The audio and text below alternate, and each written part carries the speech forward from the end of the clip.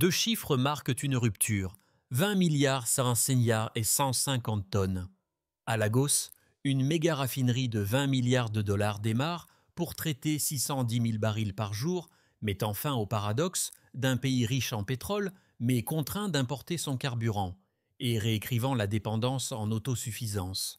À Ouagadougou, la première raffinerie d'État façonne de l'or à 22 carats, jusqu'à 150 tonnes par an, opérée par des ingénieurs africains, preuve qu'Ibrahim Traoré convertit l'exportation brute en valeur captée chez soi. Pourquoi cela vous concerne-t-il? Parce que chaque litre et chaque lingot signifie moins signifie moins de dépendance, plus de dignité, et un renversement des règles qui, ailleurs, fixaient la valeur africaine. Ce récit n'est pas seulement celui d'un développement économique, mais celui d'un tournant mesurable vers la souveraineté. À Lagos comme à Ouagadougou, deux infrastructures symbolisent cette transformation. L'une traite le pétrole, l'autre l'or, inversant une logique séculaire d'exporter brut pour importer sa propre richesse. Désormais, chaque baril raffiné au Nigeria et chaque lingot coulé au Burkina Faso retiennent sur le continent une valeur qui s'échappait autrefois. Ibrahim Traoré y voit une première étape vers une libération concrète, celle qui transforme l'indépendance politique en indépendance productive. Ce modèle ne concerne pas seulement deux nations, il trace une voie pour tout un continent, où l'industrie remplace l'attente et où la dignité se mesure en mégawatts et en carats. La question est de savoir si cette montée en puissance sera perçue comme une menace ou comme l'émergence d'un partenaire à égalité. En 2025, deux chiffres redessinent la carte économique africaine. 610 000 barils par jour au Nigeria et 150 tonnes d'or au Burkina Faso. Ces volumes, jadis inconcevables sans appui étranger, incarnent aujourd'hui une autonomie technique. L'Afrique ne se contente plus d'exporter des matières premières, elle exporte des modèles.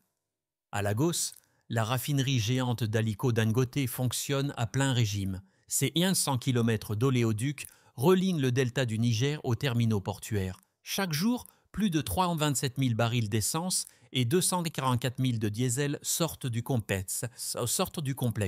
Le Nigeria, longtemps prisonnier du paradoxe, riche en pétrole, pauvre en carburant, a brisé sa dépendance. À Ouagadougou, Ibrahim Traoré inaugure la première raffinerie d'or d'État du continent. Capable de produire à 22 carats, elle emploie des ingénieurs locaux et conserve sur place des centaines de millions de dollars de valeur ajoutée.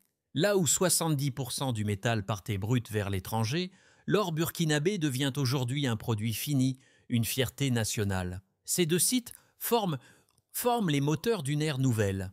Le pétrole et l'or, piliers d'une souveraineté industrielle. Dans les ministères de Lagos comme dans les laboratoires de Ouagadougou, on parle désormais d'une chaîne africaine complète.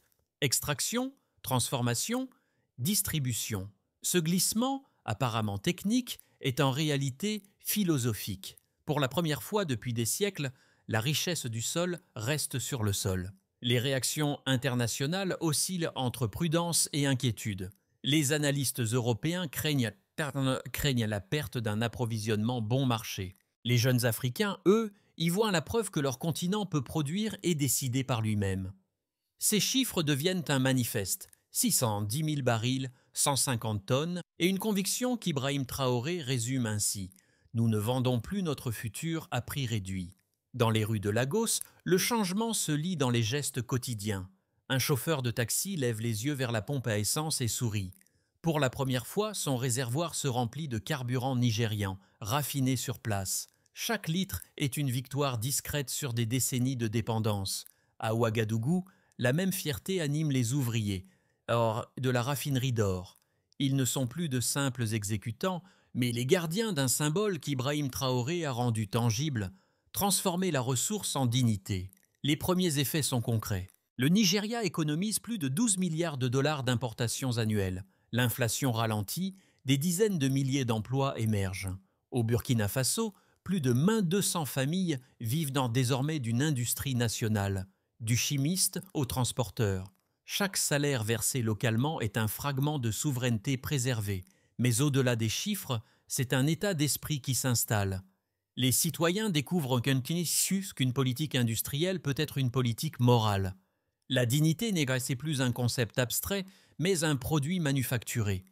Là où les richesses partaient en silence, elles résonnent aujourd'hui comme une promesse tenue. Si nous raffinons notre pétrole et notre or, nous pouvons aussi raffiner notre avenir. Cette prise de conscience, née d'un projet d'ingénierie, devient une contagion mentale. Elle redéfinit ce que signifie être indépendant, non plus seulement dans les frontières, mais dans les usines, les ports et les laboratoires. La valeur ne fuit plus, elle revient. Tout commence par un geste presque imperceptible, l'ouverture d'une vanne à Lagos et l'allumage d'un four à Ouagadougou. Ces deux actes techniques déclenchent une onde de choc continental. En quelques mois, la synchronisation entre le pétrole nigérian et l'or burkinabé redessine la trajectoire économique de l'Afrique de l'Ouest. Le point de départ fut une décision audacieuse en 2024, écouler les premiers volumes raffinés non plus vers l'Europe, mais vers des partenaires africains.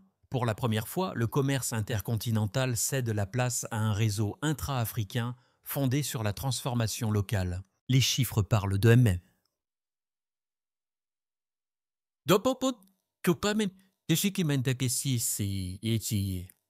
Une hausse de 42% des échanges en ressources gaz raffinées, un gain annuel estimé à 50 milliards de dollars. Derrière ces pourcentages, des choix politiques assumés, produire, vendre et consommer sur le même territoire. Puis vient un moment décisif. À la mi-2025, des réunions d'urgence s'organisent à Bruxelles et à Washington. Les indices boursiers des grandes sociétés minières chutent. Les courtiers londoniens réalisent qu'un marché entier leur échappe. Au même moment, à Ouagadougou, Ibrahim Traoré apparaît à la télévision nationale, un sourire contenu, et déclare « L'Afrique ne quémande plus la valeur, elle la crée ». Ces mots qui deviennent le signal d'un basculement symbolique. Dans les rues, la population les reprend comme un chant. Dans les universités, les professeurs d'économie les citent comme une thèse. Le président burkinabé n'a pas seulement lancé une raffinerie, il a allumé un imaginaire. Des résistances émergent pourtant. Des rapports occidentaux évoquent une instabilité pour les investisseurs. Des campagnes de désinformation circulent sur les réseaux, prédisant des sanctions, des chutes de production, des menaces d'isolement. Mais les chiffres restent implacables. La production raffinée du Burkina Faso passe de 8 à 11 tonnes en un an, soit une hausse de 37%. Les revenus directs atteignent 701 millions de dollars et les salaires des mineurs augmentent de 28%. Loin du chaos redouté, la stabilité se mesure en fonderies allumées et en écoles construites. Cette dynamique dépasse le Sahel. Au Ghana, des projets d'aluminium raffiné reprennent. En Zambie, des usines de cuivre se connectent à la demande régionale. En République démocratique du Congo, le cobalt pour batteries électriques n'est plus expédié brut. Le modèle Traoré devient une équation, ressources plus raffinage égale pouvoir. Et plus profondément, dignité plus chiffre égale indépendance. On parle désormais d'un printemps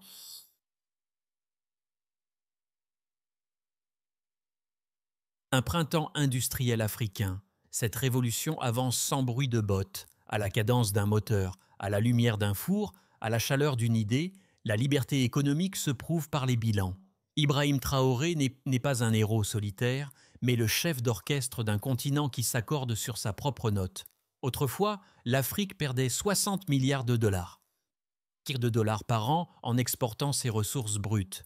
Aujourd'hui, en 2025, elle retient plus de 50 milliards de valeur ajoutée dans ses frontières. Ce glissement est la preuve que la révolution industrielle africaine n'est plus une promesse mais un résultat mesurable. Au Nigeria, la raffinerie de Dangote injecte 600 à 10 000 barils par jour dans le réseau national. Ce volume représente 12 milliards de dollars d'économies sur les importations, 327 000 barils d'essence produits localement et 435 MW d'électricité alimentant la chaîne entière. Dans les bilans de la Banque centrale nigériane, la courbe du déficit énergétique s'inverse pour la première fois depuis 1989. Au Burkina Faso, la transformation est tout aussi frappante. Avant 2023, 70% de l'or partait non raffiné. Aujourd'hui, 68% est quasi et traité à Ouagadougou. 3 chiffres résument cette mutation. 200 emplois créés, une hausse de 37% de la production raffinée et une augmentation de 28% des revenus pour les mineurs. Derrière ces pourcentages, un nom revient. Ibrahim Traoré, l'homme qui a fait de la métallurgie un langage politique. Les effets macroéconomiques se multiplient, inflation contenue, réserve de change stabilisée, balance commerciale allégée des importations. Le FMI parle d'un ajustement structurel inversé. Au lieu d'importer la stabilité, l'Afrique la produit. Dans les universités d'Abidjan ou de Dakar, on enseigne la trajectoire. La trajectoire Traoré, transformer un produit brut en indicateur de dignité. Mais les chiffres ne sont qu'une façade. Ce qu'ils cachent, c'est une confiance retrouvée. Chaque tonne raffinée localement agit comme un vaccin contre le découragement. Chaque kilowatt généré sur place neutralise un fragment de dépendance. Et chaque lingot estampillé « Made in Burkina Faso » réécrit l'histoire monétaire du Sahel. L'économie se mêle ici à la psychologie collective. Les graphiques de croissance deviennent dans SA des miroirs, reflétant la certitude qu'un continent peut produire sa propre valeur sans permission extérieure. Ibrahim Traoré l'a résumé ainsi.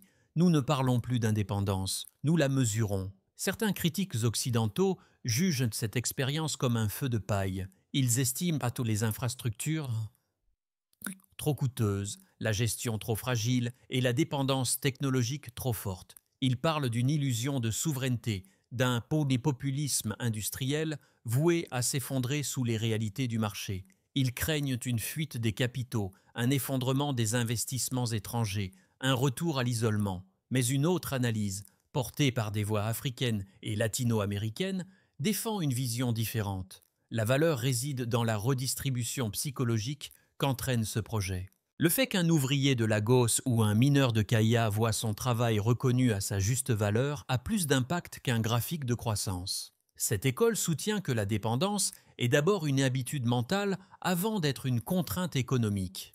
Face à ces critiques, Ibrahim Traoré répond par des données.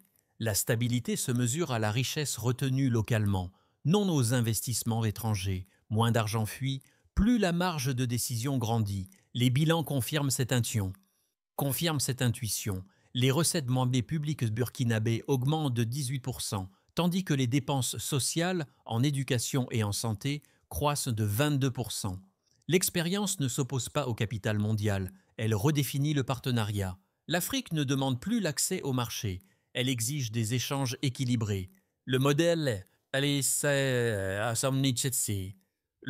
Traoré n'est pas un repli idéologique, mais une correction historique. Si l'Occident y voit une menace, c'est peut-être parce que le rapport de dépendance s'inverse. Les ressources ne cherchent plus preneurs, ce sont les acheteurs qui cherchent l'accès.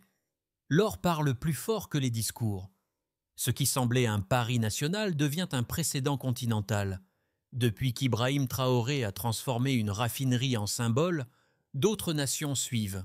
Au Mali, des ateliers pilotes de raffinage local s'équipent. Au Ghana, un complexe de bauxite prend forme. Les frontières ne séparent plus les ambitions, elles les relient. On parle désormais d'un « effet Traoré », un basculement culturel où la souveraineté se mesure en capacité de production plutôt qu'en vote d'indépendance. Dans les écoles du Sahel, on enseigne comment transformer la matière avant de la vendre. Dans les ministères, on calcule la valeur ajoutée avant de négocier. L'Afrique ne cherche plus l'aide, mais l'équilibre. Ce moment charnière transforme la fierté en méthode, la volonté en politique publique. L'or coule, mais c'est la conscience qui se raffine. Cette mutation redessine le quotidien des populations, des entreprises, des institutions et de la région entière. Dans les marchés de Ouagadougou, la stabilité des prix du carburant et la création d'emplois techniques transforment la vie ordinaire. Les familles enfants de mineurs voient leurs revenus croître, leurs enfants retourner à l'école. Le lien entre effort et dignité redevient visible. Produire chez soi, c'est croire en sa valeur. Les ouvriers burkinabés le disent « Oh, quoi dire ?»« Et oh, nous ne travaillons plus pour d'autres drapeaux. » Les entreprises africaines se consolident. Les PME, autrefois cantonnées à la sous-traitance, deviennent partenaires des grands complexes. Au Nigeria, les garages réparent les moteurs des oléoducs. Les fabricants de tuyauterie exportent vers le Ghana. La chaîne de valeur s'allonge à l'intérieur du continent. Les institutions financières révisent leurs indicateurs. Le FMI note un changement de paradigme. La dette extérieure baisse de 6%, tandis que les recettes fiscales internes montent de 15%. Le Burkina Faso, sous l'impulsion d'Ibrahim Traoré, adopte une règle simple. Chaque point de croissance doit provenir d'un secteur productif réel. Cette exigence transforme la bureaucratie en outil d'efficacité. Dans la région du Sahel, la contagion s'étend. Le Niger et le Mali envisagent une bourse des métaux régionale, tandis que la CEDEAO prépare un cadre pour certifier les ressources raffinées. Les routes transsahariennes transportent désormais des produits finis. Non plus des minerais bruts. Les banques africaines ouvrent des lignes de crédit en monnaie locale pour soutenir cette production. Sur le plan diplomatique, l'Afrique ne se définit plus comme un marché émergent, mais comme un bloc productif. Les anciennes puissances négocient désormais sur la base du respect, non de la charité. À court terme, ces gains se traduisent en emplois et en exportations. À long terme, ils forment un capital moral. Les peuples réalisent qu'ils peuvent bâtir sans permission extérieure. Cette conscience, plus que tout baril ou lingot, devient la ressource la plus précieuse du continent. Ibrahim Traoré le résume ainsi. Ce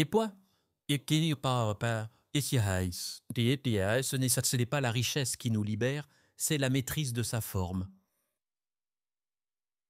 Si les cours mondiaux du pétrole et de l'or se maintiennent, le Nigeria et le Burkina Faso consolideront leurs capacités sans choc majeur. Les raffineries fonctionneront à 85% de leur rythme, assurant une croissance régionale de près de 4%. Ibrahim Traoré poursuivra une industrialisation mesurée, évitant les promesses excessives. Le risque logistique, routes, énergie, sécurité restera, mais la stabilité politique soutiendra les investissements africains. Si la coordination entre Lagos, Accra et Ouagadougou s'intensifie, un corridor industriel ouest-africain pourrait émerger d'ici 2026. Les échanges en monnaie locale se multiplieraient, les universités techniques formeraient de nouveaux ingénieurs et les flux commerciaux intra-africains bondiraient de 60%. Ibrahim Traoré pourrait alors catalyser un pacte du Sahel productif, un accord où la souveraineté serait partagée. L'Afrique gagnerait en richesse et en influence, fixant ses propres standards. Si les marchés mondiaux se contractent ou que des sanctions financières réapparaissent, le modèle africain serait testé. Les capitaux occidentaux pourraient se retirer, les monnaies locales subir des pressions et les tensions politiques s'aiguiser. Mais les infrastructures, raffineries, usines, écoles techniques resteraient, le savoir-faire ne s'évapore pas. Ibrahim Traoré parierait sur la résilience. Nous avons bâti pour tenir, pas pour plaire. La différence entre ces futurs dépendra d'une variable culturelle, la persistance de la confiance. Si l'Afrique croit en sa capacité à produire, aucune courbe ne pourra inverser son mouvement. La réussite du Burkina Faso et du Nigeria repose sur une méthode qu'Ibrahim Traoré résume en 5 principes. D'abord, construire. Chaque nation doit posséder une infrastructure stratégique comme une raffinerie ou une fonderie, preuve tangible d'indépendance. Ensuite, former. Sans ingénieurs locaux, l'autonomie reste théorique. Des universités polytechniques s'ouvrent à Ouagadougou, Niamey, Accra, enseignant la métallurgie, la robotique, la gestion énergétique. Puis, certifier. La valeur africaine doit être reconnue par ses propres normes, avec une traçabilité de l'or et des labels régionaux. également reliés, routes et les réseaux numériques satellites et doivent connecter les bassins de production, formant un marché intégré. Enfin, protéger. La souveraineté exige des garde-fous, comme des lois anti-évasion et des partenariats sud-sud. Nous ne bâtissons pas contre le monde, mais pour nous y tenir debout, rappelle Ibrahim Traoré. Ces étapes font de la politique un outil opérationnel. Si elles sont suivies, l'Afrique deviendra un producteur de stabilité, non plus un fournisseur de ressources. Le soir tombe sur Ouagadougou et la lumière des fours d'or perce la poussière du Sahel. Dans ce halo, un symbole persiste. La matière se transforme, mais l'idée demeure. Ce qu'Ibrahim Traoré a enclenché dépasse l'économie. C'est une restauration morale. Là où le monde voyait un pays pauvre assis sur un trésor, le Burkina Faso prouve qu'on peut être riche d'intentions avant d'être riche de chiffres. Les visages des ouvriers, des étudiants, des ingénieurs racontent une histoire commune, celle d'une fierté forgée au feu. Chacun devient un fragment de cette renaissance africaine, où l'or n'était plus un minerai, mais une mémoire en fusion. Une phrase s'impose, gravée comme sur le métal. Nous avons appris à nous raffiner nous-mêmes. Ce récit n'est pas seulement africain, c'est un miroir tendu au monde. Chaque fois qu'un peuple choisit de produire plutôt que d'attendre, il redéfinit la dignité universelle. Les raffineries d'or et de pétrole ne sont que des métaphores d'une vérité plus vaste.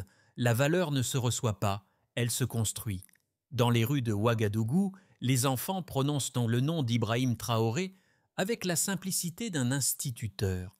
Dans les écoles, les cartes du continent désignent désormais des chantiers, non plus seulement des frontières. Le message est clair.